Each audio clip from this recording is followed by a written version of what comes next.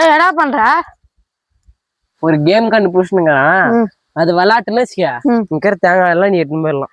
10 காய்க்குது. ஒண்ணும் இல்ல, இப்படி இங்க இருந்து 1 2 3 4ங்குதா, அதுவே ஒரு காயினை ஊத்திட்டு இங்க இந்த பக்கம் வந்து 1 2 3 4ன்னு வரணும். அப்படியா?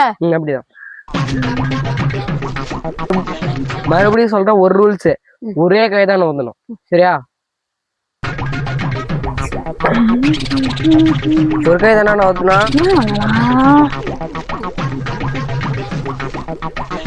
பேச சொல்லிட்டேன், ஒரு காய் தானே ஊத்தணும், அதிகமா ஊத்தக்கூடாது. பரா 1 2 3 4